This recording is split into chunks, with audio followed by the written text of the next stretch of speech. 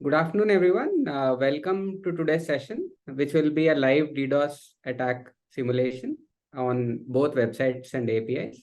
It will be presented by Karthik Krishnamoorthy, who is CTO of Indusface. I am Fani, your moderator. A few housekeeping notes. Q&A box will be available throughout the session. Any questions that you have throughout the session, please post them in the Q&A box and we'll get to them at the end of the session.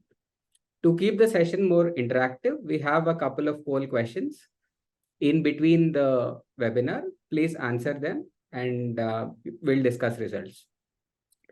With that said, let's get started. A few words about Indusface.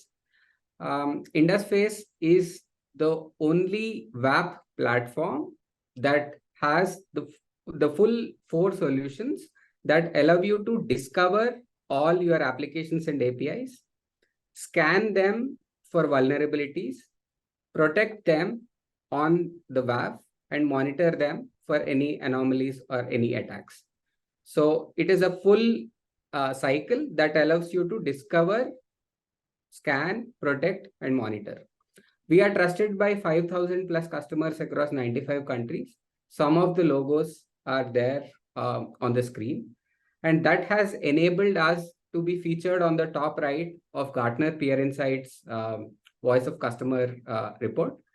And coming to compliance and certifications, so we are PCI DSS compliant, ISO 27001 certified, GDPR compliant, and all the penetration testing that you get done from us will be done by certified pen testers on Certain.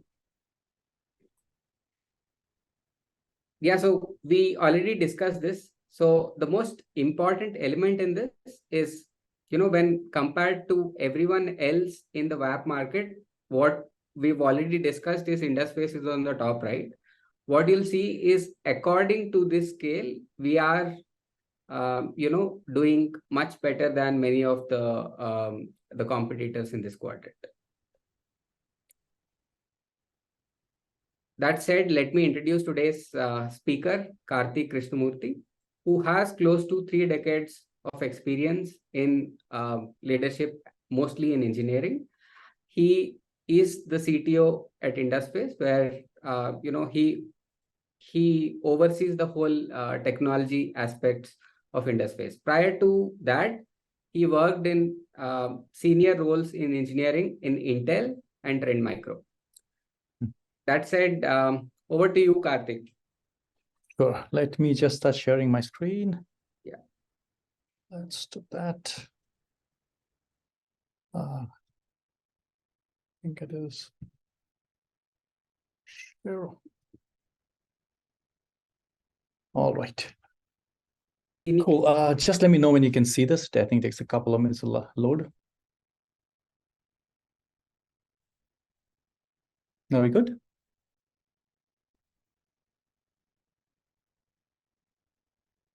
Funny, can we see the screen? Yeah, Karthik. We can? Yeah. Okay, great, awesome. So this is what we're going to be actually going through today in the next, half an hour or so. What are DDoS attacks? What are the trends we've been seeing? And how does the Indusface protection actually help you against it? So, okay, so why do we launch a DDoS attack? Why do people launch DDoS attacks? So firstly, DDoS attack is, a denial of service attack. And the first D is for distributed, because now it's so easy to launch it across multiple regions, across multiple machines and stuff like that, right? So one basic thing, of course, is that, somebody, typically very young people, will find scripts in the internet somewhere and try it out, right? So this is more like a small nuisance value. That also comes with the same thing for revenge, right? Disgruntled employees, disgruntled customers, whatever, right?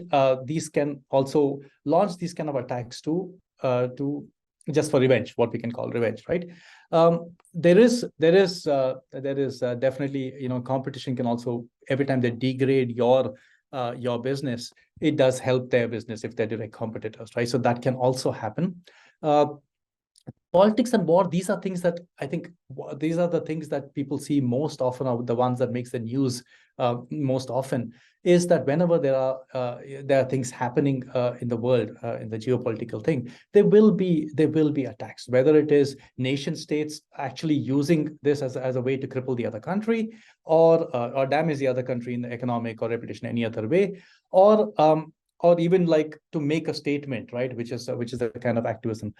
We ourselves saw this, right, when the Russia Ukraine war was happening. We definitely saw an increased amount of these things, right, based on India's stance. One or the other would be attacking sites based in India. So these things are definitely happening all the time, right?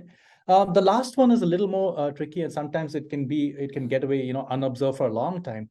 Is that it's basically, literally trying to hide the signal in the noise, right? So you flood the thing, and there's so much else happening that a few attacks can sneak through, right? That is the actual sophisticated criminal activity that is that can also lead to a DDoS, right? And I think these are things that have been in the news over the last little while, right? Some because they're so high that they made the news. Others because they're obviously, right, big companies or governments or topical, right? Like India during the G20 summit, there was this big threat. So in our own case, also, since we protect a lot of websites, we are seeing DDoS attacks at various scales happening all the time, right? To different sites, not the same site all the time, but different sites. There's always, attacks happening, getting stopped. It's a constant battle, so to speak, right? And we do see this. It's not just a hypothetical attack, so to speak. This is happening daily on most sites. So we start off with one quick survey before we even get into the meat of the demo. And this is, what is the biggest problem your business faces, right? So I think we can open the poll and we'll keep it for 30 seconds.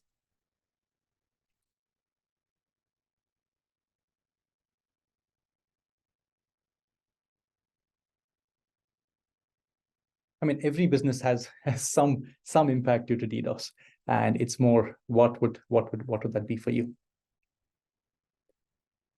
Probably 10 more seconds, and then we can close it, and we can probably see the results there.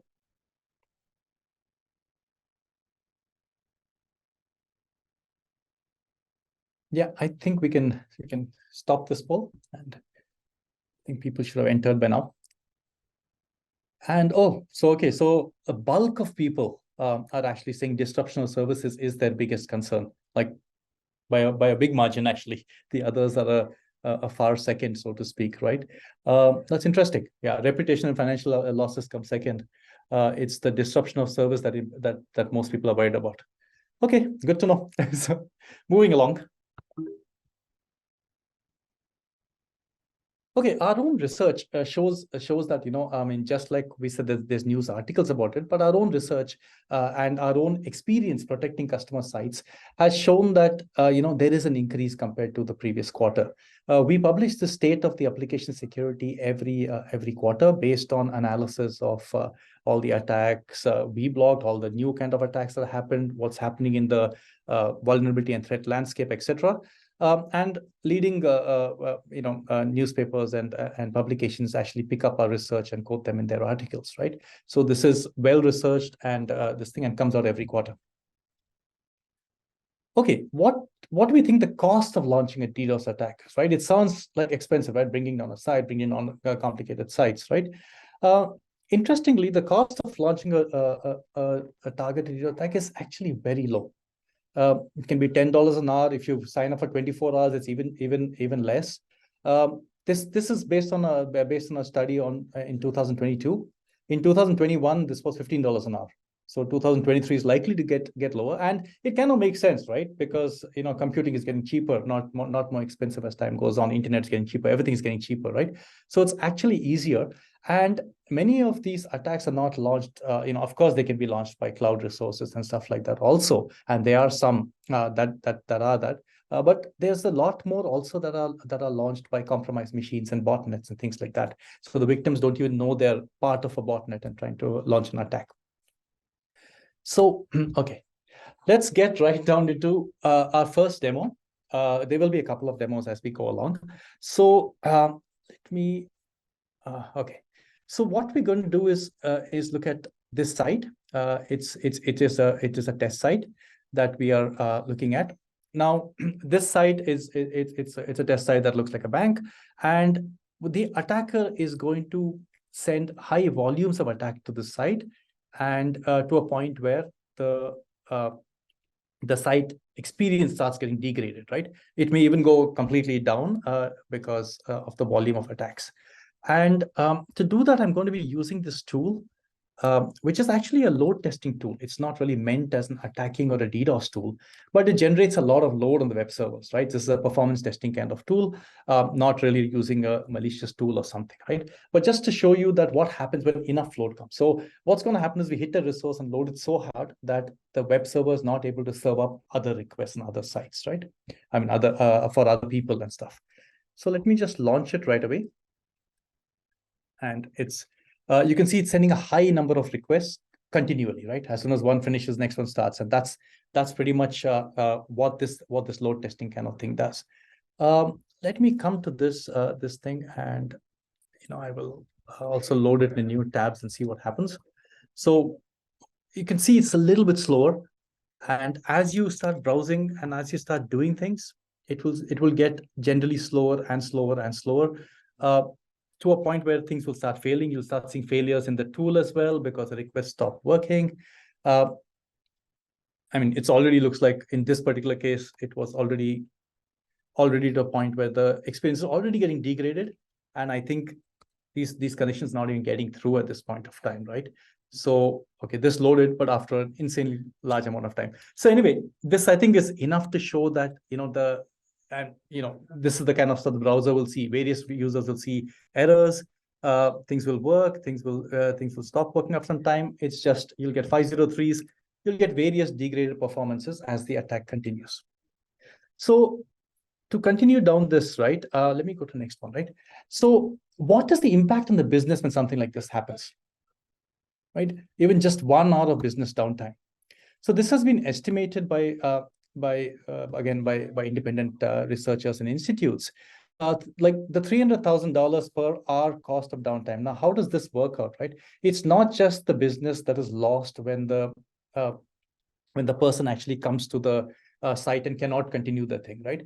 What this actually means is that what this actually also considers is that a customer comes, either they can't get through the site or they get through a few steps, but they can't check out, or they can't complete the task they actually came for, or it took too long. All these kind of things is that the customer might just go to a competitor and just finish their transaction there. And at this point of time, what this means is it's also estimating the lifetime value of the customer who's gone away. So this is a serious impact, and $300,000, per hour of downtime is not a small amount. Coupled with that is the other side of things. The site still has to come up. It's currently down, it's under stress. How do you bring it back up, right? So you have to get your engineers in place. You might have to get consultants. You might have to spin up more and more infrastructure. All these kind of things also add to cost and operations, right? So there is a big cost due to 1 hour of business downtime. And unless you actually can fix the problem, an attacker, as you can see, it's very easy to launch attacks, right? So an attacker can just keep launching more attacks every few days, every few weeks, whenever they feel like it. Let's go back and see in a very similar sense what happens when through the AppRunner. So this is the vulnerable site. Just go back here. Let's look at. So this is this site, DDoS demo test. It's the same site actually, but it is protected by AppRunner on the front this thing, right? So we'll show what happens when the same attack is launched via AppRunner. So let me just, before I do that, let me just show you a couple of things. So same request. So one of the basic things, right? Okay, so if I send one request to this protected site, the Indusface WAF will immediately send you back saying that no, you can't go there because you don't have a cookie. So unless you have a cookie, we don't allow you to proceed because we set the cookie so we can track, right? And the idea here also is that even something this simple derails a lot of simple bots because they will never get past our initial this thing that, hey, you don't have cookie, go back. Oh, don't have cookie. So they're just stuck in that endless loop kind of stuff. However, attackers can be smart enough. It's they can get cookies. They can either go through the flow to get the cookies automatically, or get a bunch of cookies by interactively, and then just feed it into the bot, right? So when you go with the cookie, which is what we're doing here, we're sending the cookie, you actually get the page loaded, right? So now let's send the attack with the cookie.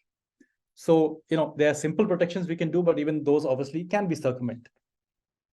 So let's run the same attack on the protected side with passing the cookie and whatever else we need to do, right? So here again, we're running the exact same test, the same limits and stuff like that. And at this point, you should see that the site is not really affected, because most of the load, this kind of load, is being absorbed by AppTrana. It's never, the bad traffic is not really hitting the site, right? And K6 will also start complaining after a point that we're blocking a bunch of traffic, right? You don't see this here, but it is getting redirected. It's never reaching beyond our WAF kind of stuff, right? But regular users still have full access to their sites, right? That's the point. We're not stopping anything like that. So these are errors when K6 finally reports it that, okay, we're blocking this, we're blocking that kind of stuff, right? So this is how a protection in the front is actually going to save your website and your experience completely. I just may as well show this here kind of stuff, right?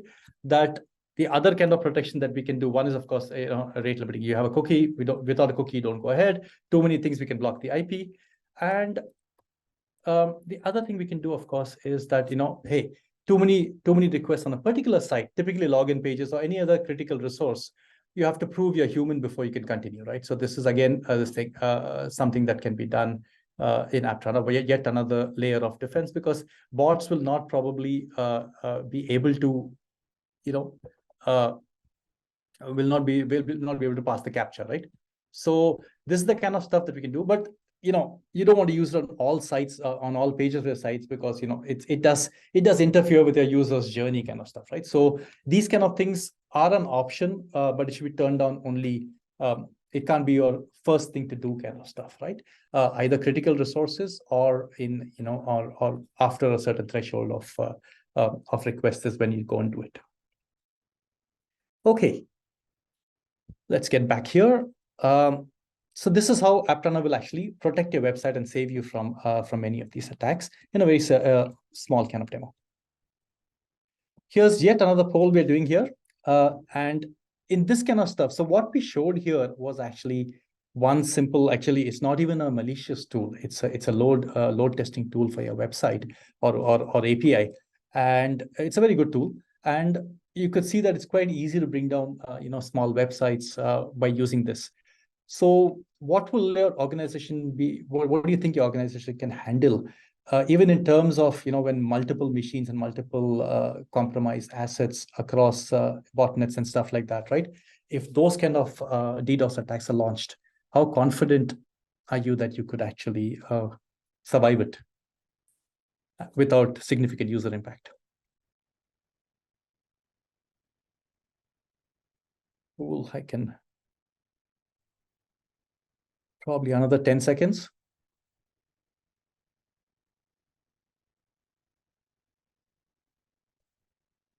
Okay, I think we can close the poll.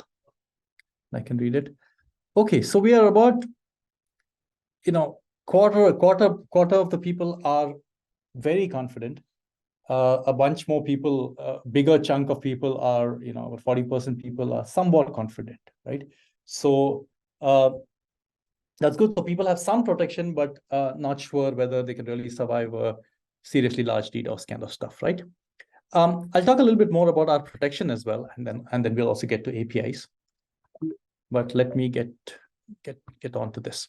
So what is the AppTrana solution, right? I think that there's a couple of key things here is unmetered and behavior, right? And I'll kind of explain both of these terms as we go along. Okay, I'm just building out the whole thing so you can see it. So the very first layer that it hits obviously is our AppTrana WAF.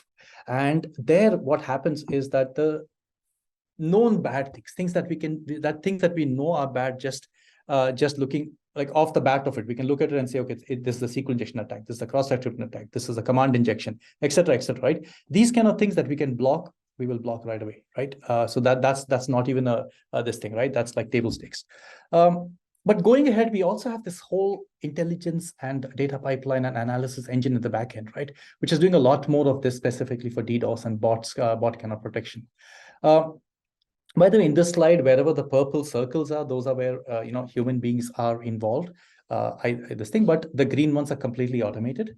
And so, like the very next layer of the WAP intelligence, what it will do is that our security teams are constantly monitoring, and they have feeds of information. They will pick the right feeds, and our automated tools are picking up the feeds and keeping track of known malicious IPs, known bots, bad user agents, etc., etc. So these can also be quickly reacted to, right? And of course, there can be custom protection developed by our security experts as needed for certain sites. The very next thing is that the next layer, and we're showing it like a sequence, but actually it's all working in parallel, is that there's a lot of things that we are tracking in terms of the request, where the request originated, is it session, is it not, is it cookie, which region, etc., etc. Right? We're tracking a lot of parameters from the request and keeping track of this whole thing, right? So how many requests in a certain time period had these characteristics, and how many requests there. So we started to bucket it and those kind of things. And based on the policies defined.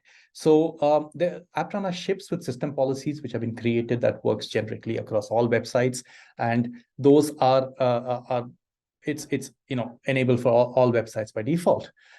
Customers can also create their own policies either directly or by talking to our experts and having them guide them or create it on their behalf. And these are the specific. These obviously are specific to specific websites. For example, you might actually say that this particular page should only be accessible from these countries, or you want to set different rate limits for different countries, or you want to show captcha only on the login page, etc., etc. Right? These are the kind of things we can actually help you do either directly in our UI, or if anything very customers required, our security experts can help you. So, by the way, when all these requests are going and all these things are tracked, so if there's a policy that says restrict, requests from a single IP in this region to 10 requests in a minute, and another, because we don't have many customers from that region, but there could be some interest in our website. But here's where a majority of our customers are. So here per IP from this region should probably have 50 requests a minute. So you can set up policies like that, and then you can set up custom actions when those policies are breached. So the initial thing could just be alert, right? Which is, send the customer mail, send our security team a mail that they can go and start looking at it. And going ahead, we saw the captcha, there is targeting, and all the way to blocking the IP. So there's a grade of action you can take based on different thresholds. It's automatically tracking all sorts of information to get this whole behavioral, how this user is behaving, how this user identified by cookie, by a session, or whatever is behaving, how this IP is behaving, etc. Right? This is the kind of stuff that we are building, and this is something that learns over time, right? So this 200%, 300%, these you're seeing, it's a percentage of what. So this is something that auto adjusts site goes on, right? As your site, as time goes on, your site grows. Basically, fixed numbers, the big problem is that, a number that works now and works beautifully now, right? 6 months later, your traffic grows organically. You're doing well, you're marketing well, your product is good. As this keeps growing, it'll suddenly start failing. Static limits will start failing at a certain point. So when you define a percentage-based thing, the advantage is that it will grow with your site. The rate limits, the limits also move with your site. And so in Aptrana, when you set up a percentage-based policy, it will actually go ahead and analyze your historical traffic every day and keep on updating these numbers, so that your traffic you still get the protection, but you don't get spurious alerts. Cool.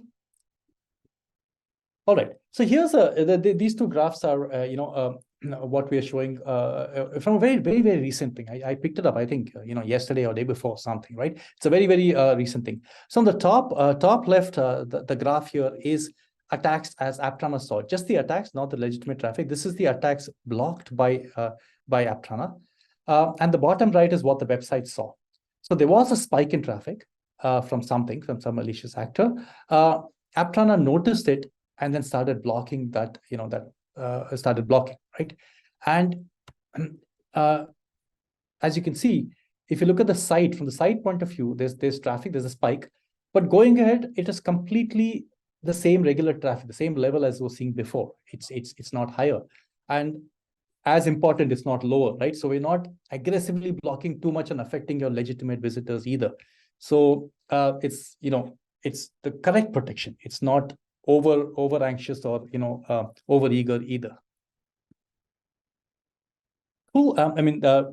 This is where the bottom right circle is where the actual attack started, and it peaked in the top left circle kind of story. That's the peak that Aptana saw in this. Okay. The next thing we're going to talk about is API protection. Similar attack, but from API, from the API point of view, right? So what is the difference in APIs? Well, one big difference in APIs, there's no UI, right? It's all bots in the sense of at least legitimate. Even legitimate traffic is bots, right? It's an automated thing. It's not a human doing the request. There's no UI. There's no this thing. So protections like captchas is really not a realistic protection for APIs. So let me just show you the API protection itself. I'm not going to show you this thing, right? So if you see here, I'll send the first request, so if you send the API, as a request, you get back. It's some API is giving back some details about the accounts, right? If you didn't have an authorization header, it will tell you, hey, you're not logged in, please log in, kind of stuff, right? But as we've seen, it's not extremely complicated to actually get these, get it and go further than just a simple brute force attack. So this is here you can see the site is working and everything is giving back thing. So here we've set up this API thing to let's send a bunch of requests instead of just one. Right? Everything is working so far. It's not breached any limit yet. If you see this, you'll still see some the response coming through. Hey, funny, by the way, the screen, is this scrolling too fast or it's okay? It's okay, Karthik. Okay. All right, good. So I'll send another bunch of requests here. And what we see is, okay, after a point, suddenly you start seeing 406. What is 406? This is actually, 406 is what Indusface sends back when we have blocked traffic, right?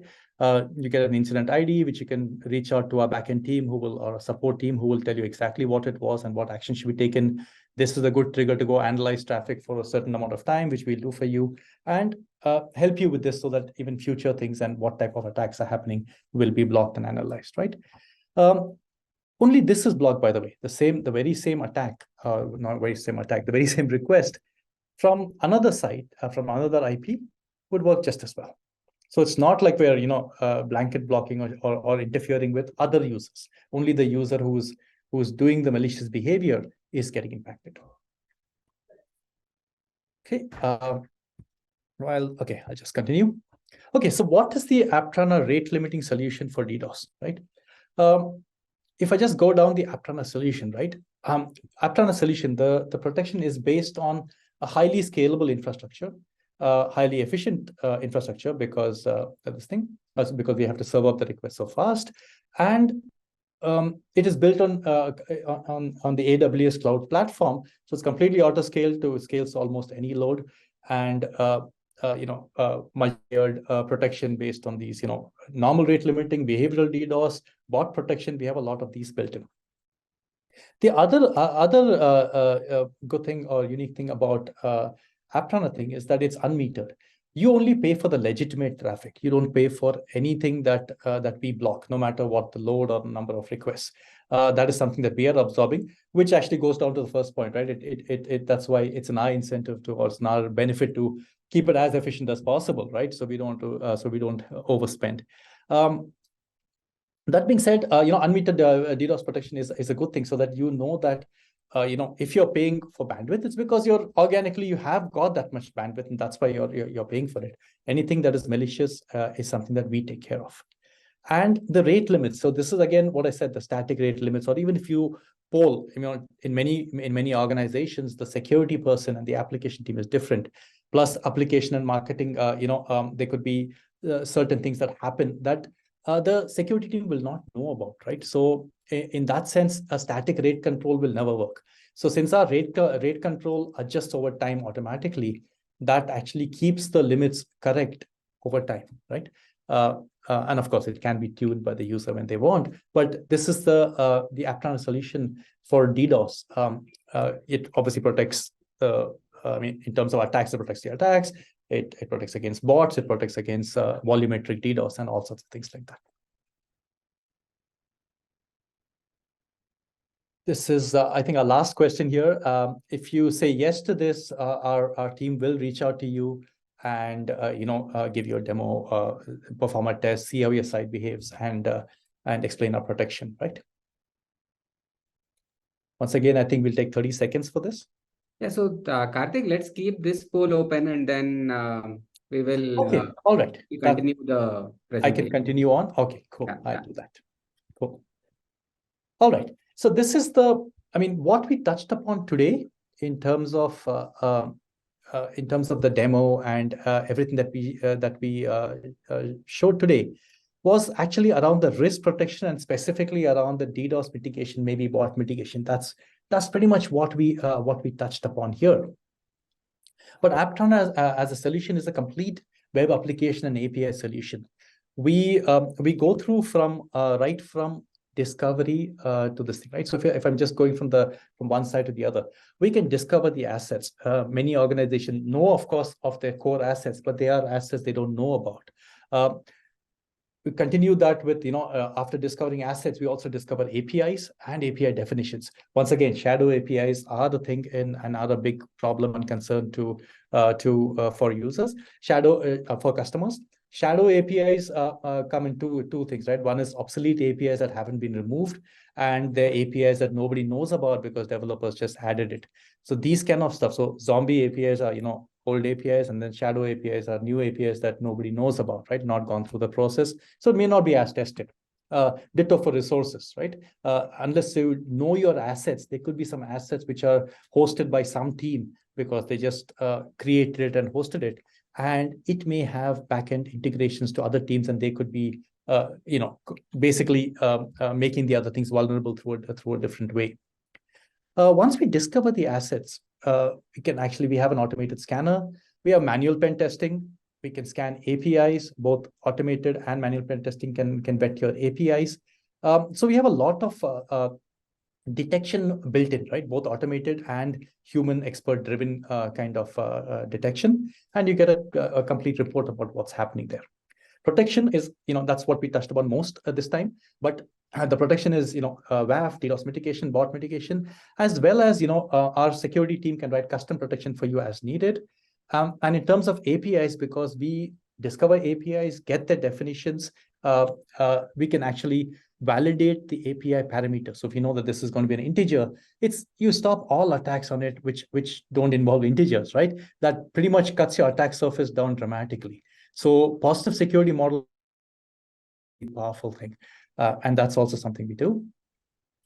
Monitoring is there. Our 24/7 team and our security experts are continuously there to look at what's happening in the site, what risk, which site is under stress or anything's happening. And we will be, taking automated care or reaching out to customers as needed in case some action that needs their approval. And the customers from our dashboard gets a single pane view of all their assets and threats and currently what is happening on the system. And the last thing here is we also have bundled a CDN so that the website is, its protection is always obviously takes some amount of time to actually analyze the traffic. This is in the order of, the milliseconds, right? We're talking, I think, 150 milliseconds, somewhere about thereabouts, right? That's the typical overhead we add. But still, we give a CDN bundled automatically so that, that again helps the website performance and stuff like that, which is what the website owners also care about. So this is the overall this thing here. Actually, I'm pretty much done, Funny, with this. It took a lot to get through. But yeah, are there any questions that we can get through at this point? Yeah. So we have a lot of questions actually. So one thing is on recording. Yes, we have recorded this session. We will share it with you maybe end of day today or latest by tomorrow. That is one on recording. Second thing, how does a threshold how is a threshold defined in Aptrana? Is it based on the traffic pattern? Good. Good question.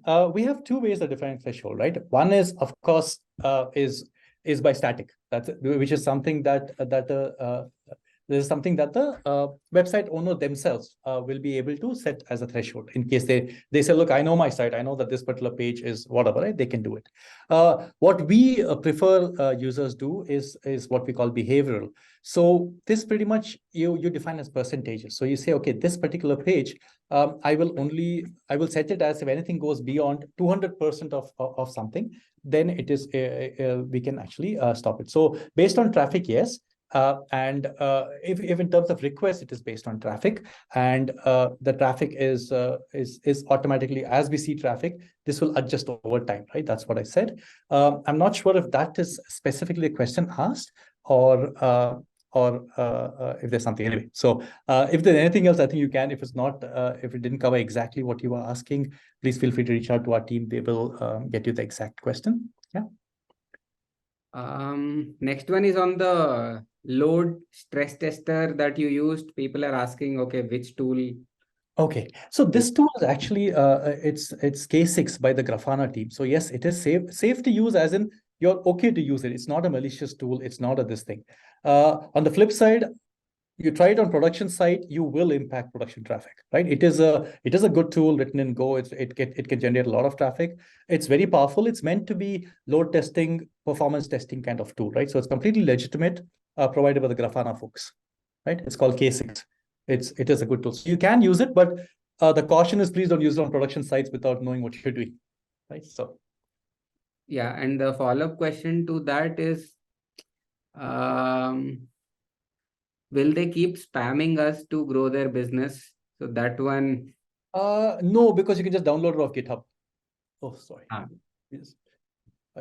Okay. It's you can just download it off GitHub. It's not that you have to sign up in their thing to do it. You just download. That's what we did, right? We just downloaded and ran it from our own machines. Yeah. So next question is on, can the tool fulfill requirements of zero trust architecture policy? So definitely it will what do you call fulfill some requirements. It won't fulfill all the requirements because zero trust involves systems other than the web. But in terms of the web, it will definitely fulfill that part of it because we inspect all traffic, right? We don't care whether you're trusted or not. If you send a SQL injection attack, we will block you, and so on and so forth, right? So in that sense, it will fulfill some of the requirements as it pertains to web servers.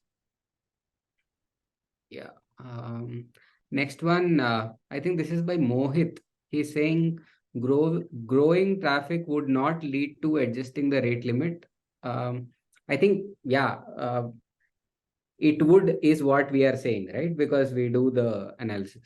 Yeah, I mean, I think he's right in that sense. So it is, it is as rate limit is per IP, unless user interactions per user. Yeah. So what we have seen or what we have built it around is that sites are getting, if you compare it in the last year, 2 years, 3 years, 5 years to now, and obviously extrapolating towards the future, right? Sites are getting richer and making more things. There's much more Ajax calls. There's much more this thing, right? So as they're getting richer, even the number of requests that a user sends for a particular page or staying on a site is higher.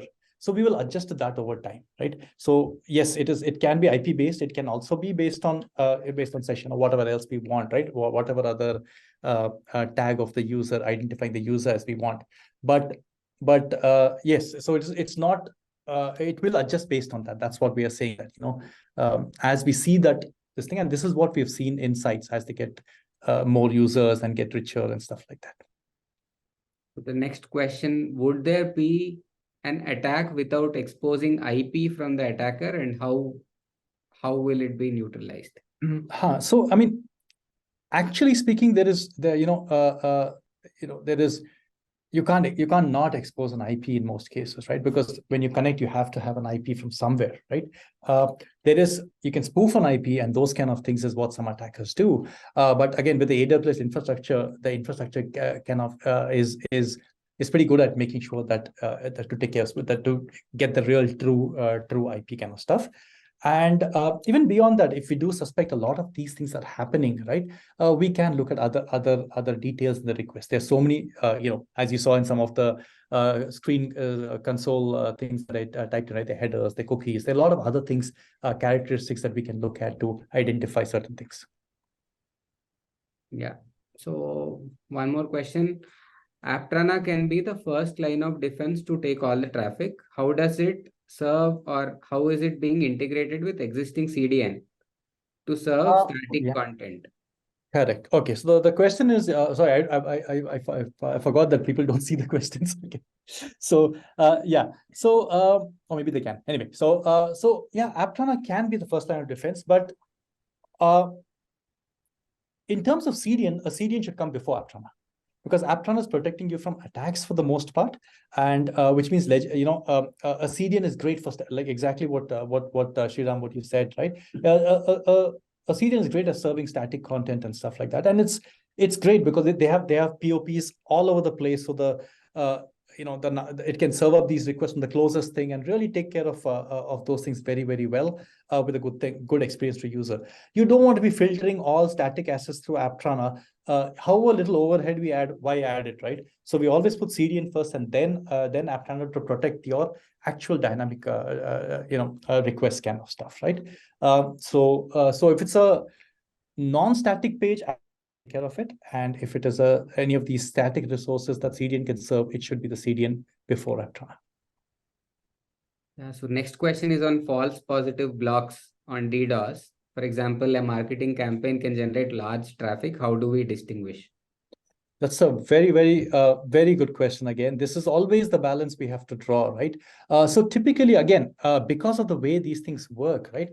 If it is legitimate and stuff like that, right? You would see traffic spread across different IPs as different real users come in this thing. So you don't generally breach these kind of limits. What would trip you up in one sense would be that, let's say you're launching the new product in the country that you've never really done business in before and launched it with a big hoopla kind of stuff.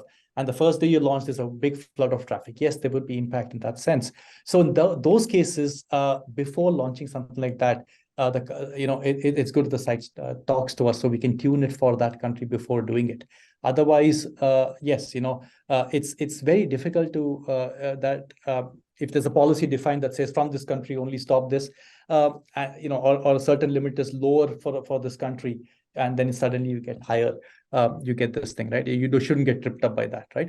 But if you have typically per IP or some kind of identity kind of limit, as long as the identities are legitimate across and spread across, not from a small set of identity, you're getting a lot of requests, you should be okay.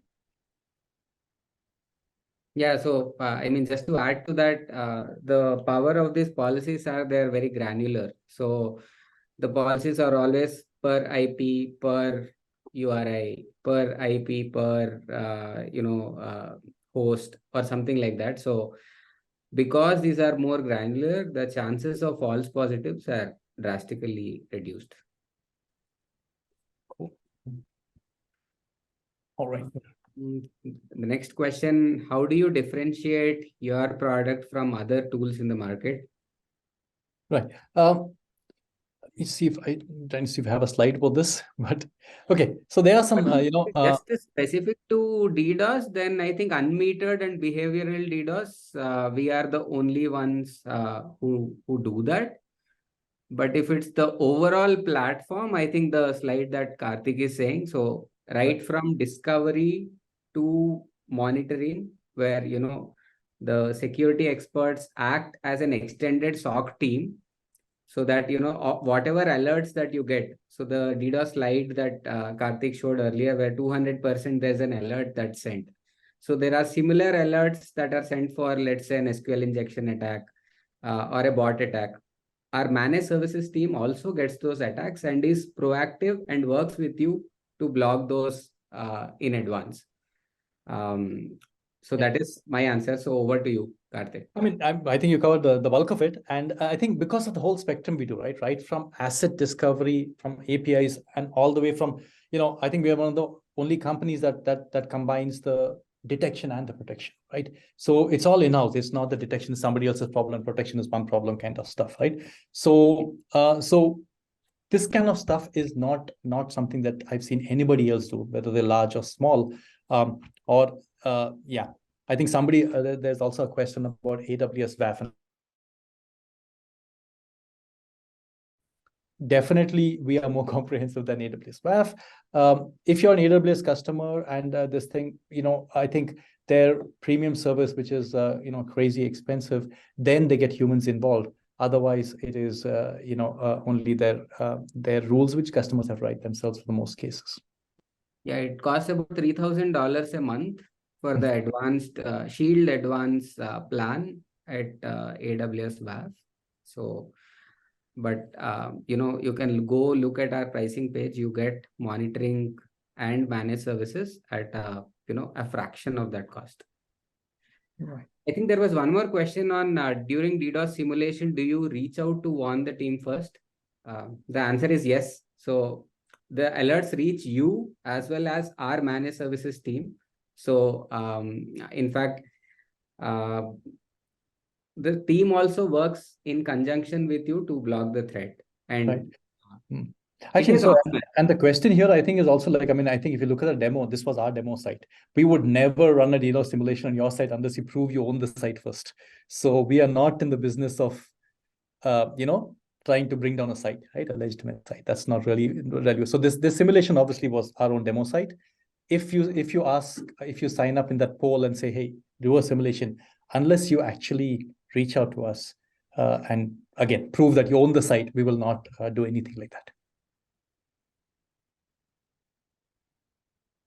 Okay. Wow, this is a very interactive webinar.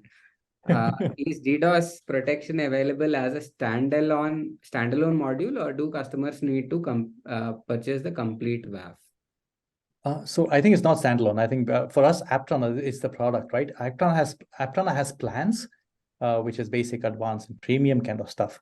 But you can't just get only the DDoS protection. It's part of the whole picture. And you probably need it as part of the whole picture, right? Because all the same pipeline, because things like, hey, are you being attacked is part of the data that is coming into the DDoS protection, which will actually help it make better decisions in terms of protecting it, right? Yeah, so one other question from a current customer. We are already using Aptana WAF. Thank you. And have DDoS protection. So yeah, it's the same product. Same thing. In case you need more detailed training on how the behavioral DDoS module works, feel free to reach out to your account manager and we'll be more than happy to set up a detailed demo. But that said, this is a very, very powerful feature where the traffic is analyzed daily. So even if your site gets a billion requests every day, so the machine learning or the analysis is done every single day so that your policies are blocked and there is very little chance of false positives. So please make sure that you're using this powerful feature that I don't think anybody else has on the market.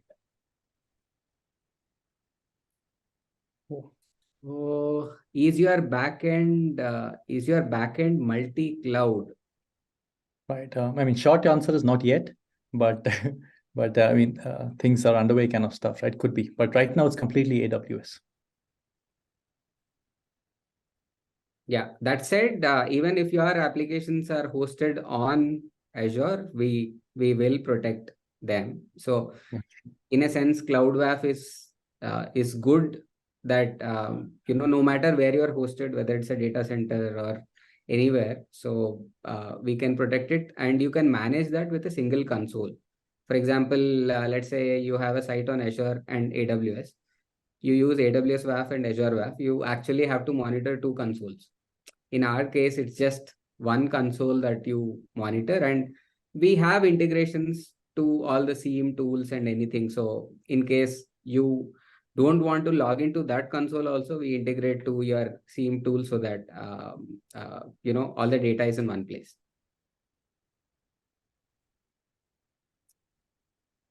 Can you share how to set up the K6? Okay, I mean it's quite easy. I think you should go to the firstly just go to the because how to use it is a little bit more complicated. Not even complicated, a little bit more involved. I can't just give it verbally. Setting it up is really simple actually, right? You can just literally yum install it or those kind of things.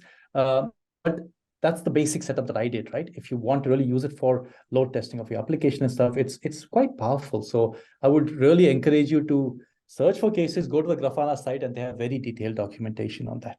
If you just want to set it up basic like how I did, you could just do a yum install and get it. You have to make a small script there, and then you're done. If feel free to reach out after this, and we can point you to it. But their site is very nice and detailed documentation. Okay. In case of a distributed attack, how do you identify the good or bad traffic? So once again, one is behavior, which means that, again, this is the kind of stuff that is, heuristics kind of stuff, right? Which is that typically we see users doing this, and why is it unusually high this time, right? So distributed and stuff in that sense, at the base level, at a high level, you first have just this single IP based or single, whatever metric based or whatever identifier based rate limit, right? Beyond that, to identify this thing, you will see behavior. This is why currently we have humans involved here, and we keep periodically codifying their thing into an automated thing. But you will identify things. Okay, what is the behavior of traffic? Are they going through only certain APIs or URIs? Are they sending a certain amount of headers, a particular header, etc., right? So currently, because we have a managed team or the security experts, they will jump in these kind of cases. But the protection that we have in terms of that itself normally takes care of a lot of the I would say unless it's very sophisticated attack, that's when you have to behave, because no matter how you disguise it, right, it's generally automated, and humans are different and generally get around this, especially at this level of scale. On that, I think 45 days back there was a large scale botnet attack where there were probably more than 1 million IPs sending slow one request per minute kind of a thing. So you can't set rate limits around that, but still we ensured 100% availability for that client. We did publish that case study on our resources section, so please go through that. It's a very nice case study where we talked about multiple layers of how the automated stuff kicked in and how the managed services helped in thwarting that DDoS attack. Right. Cool. Yeah. Actually, that's a good case study. It shows all the layers of protection and stuff. Nice. Yeah. I'll just ping the link maybe in the chat box.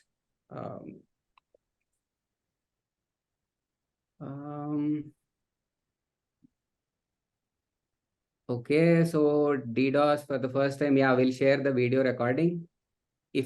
Then next one by Ranjan. If APIs function at the backend, will you be able to perform DDoS attack? The only thing that we ask for is that we are looking at only public resources. So if your API is something that is used only internally or only accessible to backend services, we will not be. We are being external. We are only seeing your public facing assets. So your API servers, which your browser calls, right? Those are the API servers at this thing. If your backend services call more internal backend services, the second level service we can't directly attack. It'll have to be through the public this thing. So that's what we will be targeting. So next question by Mohit. Rate limits are effective against DOS, but how are they effective against DDoS when huge number of IPs are in play? I think I just answered this with a case study. So maybe I'll send you the link of the case study. So we saw many IPs that were sending just one request per minute, but still there were like millions of IPs. So still the server could be overwhelmed. So I'll share the link of the case study, and then yeah, so multi-layered defense at play, some automated, some through managed services and custom rules. So yeah, we'll share that case study. Does it prevent zero-day vulnerabilities?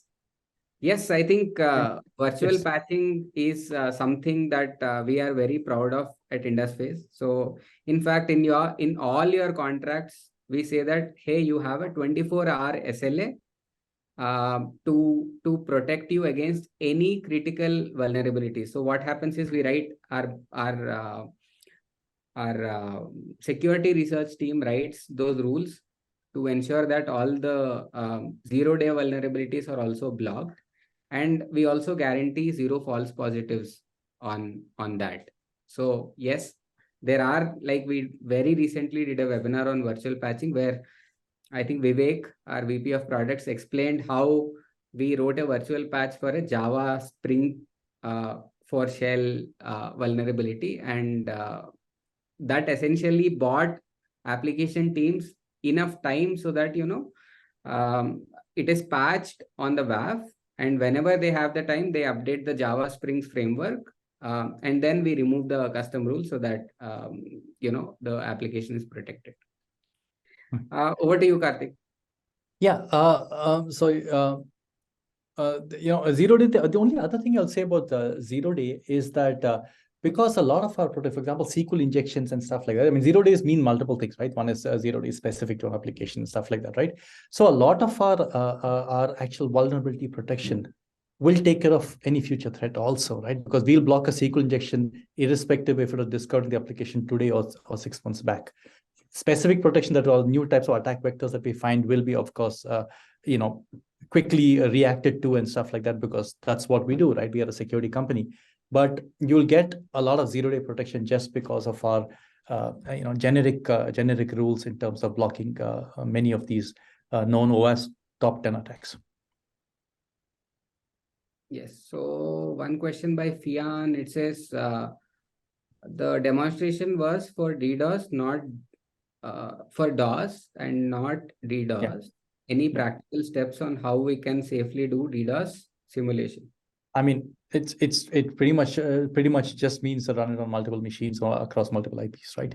So either run on multiple machines or run it on a Docker cluster or whatever, right? Again, all of these load testing support all of these without even getting into bad stuff, right? Even the legitimate guys, you can actually do. I wouldn't call it DDoS simulation. Also, in that sense, if you're testing it yourself, you just call it load testing or something.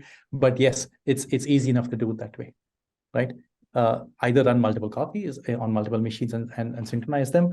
But more to the point, I think many of these tools also know how to spin up a Docker cluster and coordinate across them. And also the safe way is to do it on a QA side. Absolutely. QA, absolutely. Rather than doing it directly on the production side.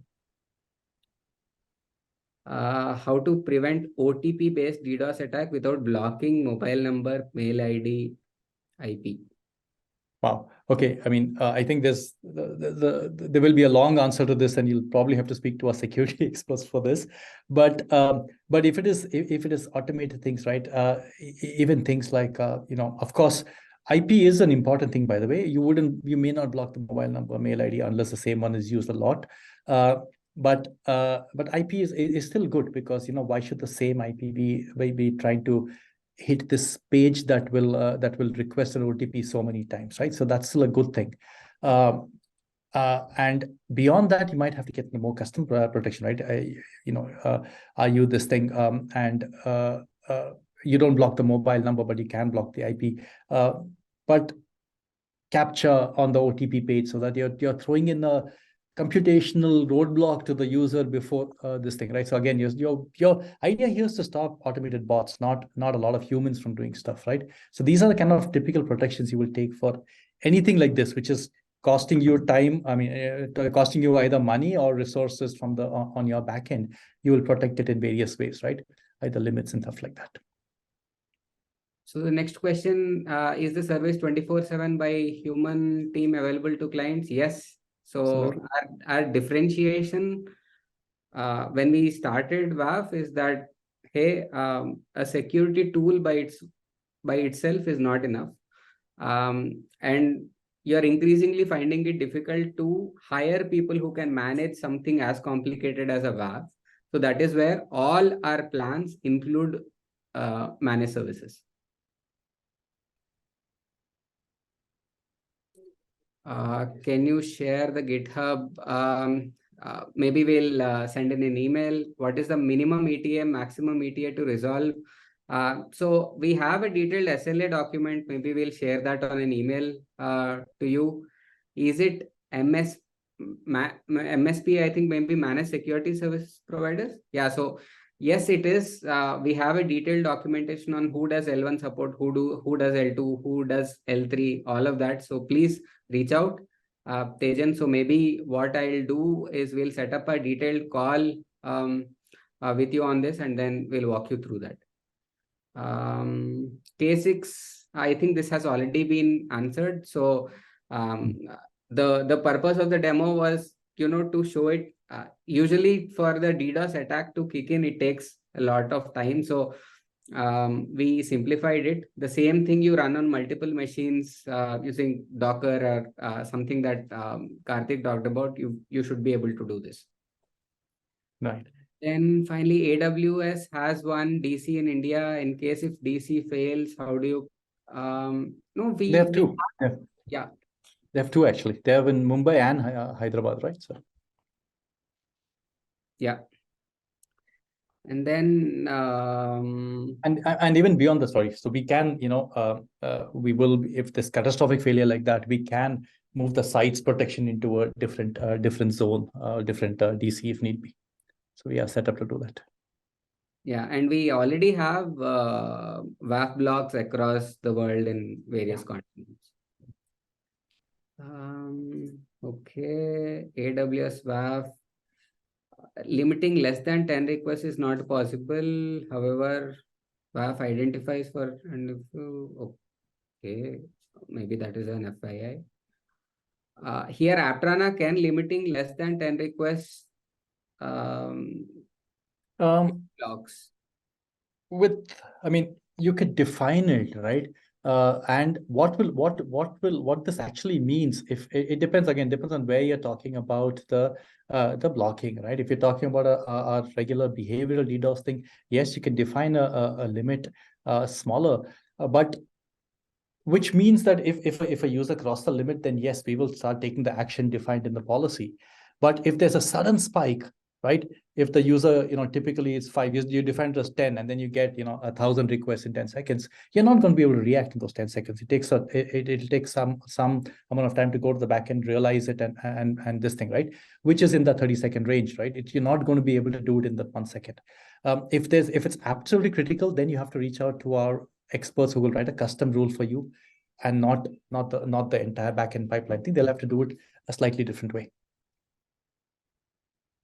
Yeah, so can we integrate with Vasu CM tool? So I think we'll have to study that, but our integration works through Amazon S3 buckets, and we also have open API. So I think we'll need our solution engineering team to look at this closely before we give an answer on this. Does Aptrana support mobile devices? Yeah, I mean, we support mobile devices, as in the mobile apps will make API calls to the backend, right? And that's what we protect. We protect the backend. We don't directly protect the application as such, but Aptrana will protect the API protection of Aptrana will actually kick in when it's when the mobile device is calling the APIs in the backend. Okay. Yeah, I think we are done. We've done many webinars before, Karthik. I think this has been by far the most, interactive. Questions. Good. Yeah. thanks so much, team, for taking time to join the session. And then, we will send you the recording and whatever questions that were unanswered, we will get back to you. So we do these webinars every month, so feel free to join, and thanks so much and have a great rest of the day and the week. Sure. Thank you. Bye-bye.